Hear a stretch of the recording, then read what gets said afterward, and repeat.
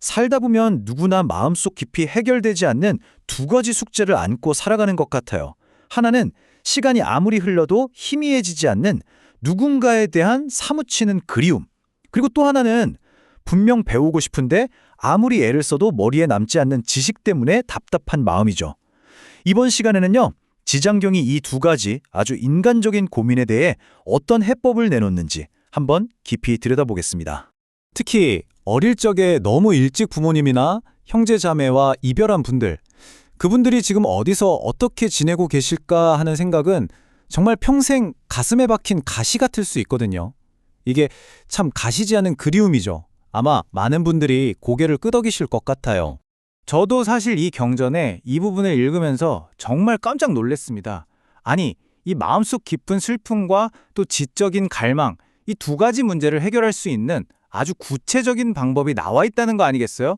바로 이 지점에서 경전은 우리에게 정말 놀라운 길을 보여줍니다.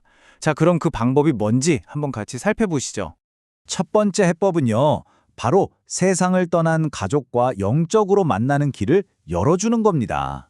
그냥 하염없이 그리워하고 슬퍼하는 데서 그치는 게 아니라 그분들이 잘 계신지 그 안부를 확인할 수 있는 방법이 있다는 거죠.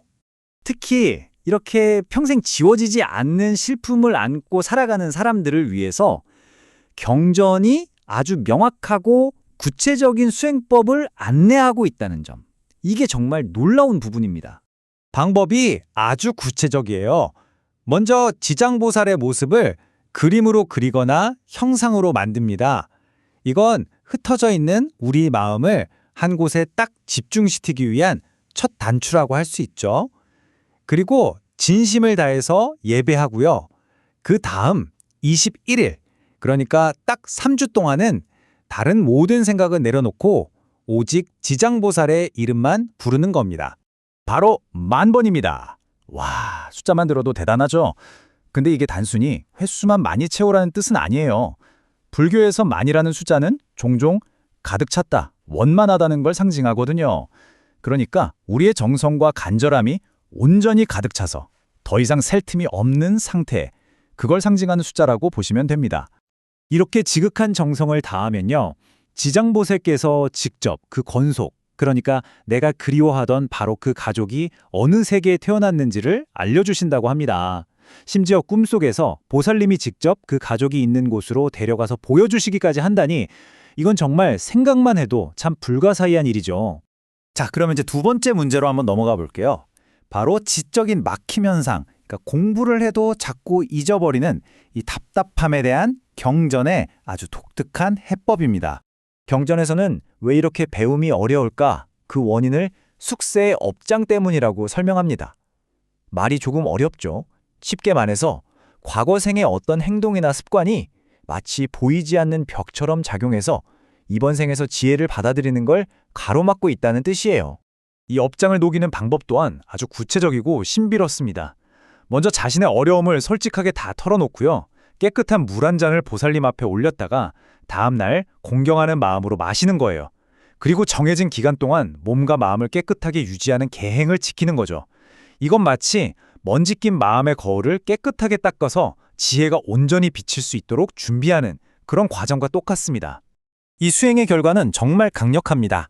꿈에 지장보살이 나타나서 이마에 물을 부어주는 관정의식을 해주시는데 꿈에서 깨고 나면 이전과는 완전히 다른 총명함을 얻게 된다고 경전은 약속합니다.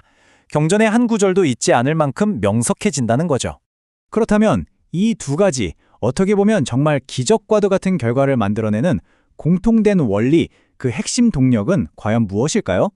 경전은 그 답을 단 하나의 강력한 원리로 설명하고 있습니다. 중요한 건 그냥 기계적으로 반복하는 게 아니라는 겁니다. 왼쪽 그림처럼 혼자 낑낑대면서 무거운 돌을 옮기려는 단순한 노력이 아니라요. 바로 흔들리지 않는 간절함, 처음 먹은 그 마음, 그 힘 자체가 오른쪽 그림의 저 큰 배가 되어준다는 거예요. 그래서 어떤 무거운 돌이라도 겉들은 실어 나르게 하는 거죠. 경전은 정말 멋진 비유를 들어서 이걸 설명하는데요.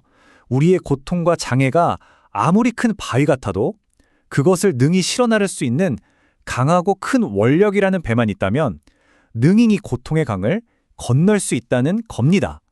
정말 기가 막힌 비유 아닌가요? 네, 바로 이 초심, 처음 세운 그 간절한 마음이야말로 앞에서 말한 두 가지 수행법 모두를 관통하는 핵심 동력, 바로 엔진인 셈입니다.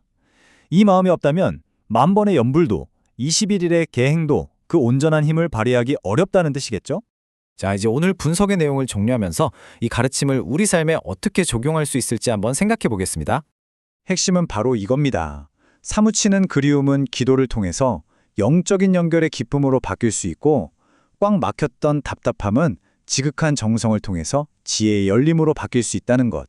그리고 그 모든 변화의 중심에는 바로 여러분의 초심이 있다는 사실입니다. 결국 오늘 살펴본 이 두 가지 수행법은 단순한 종교의식이 아니에요. 어떻게 보면 인간의 가장 깊은 그리움, 또 지적인 갈망이라는 강력한 에너지를요, 자신을 성장시키는 힘과 명료함으로 전환시키는 일종의 아주 세련된 심리적, 영적인 기술이라고 볼 수 있습니다.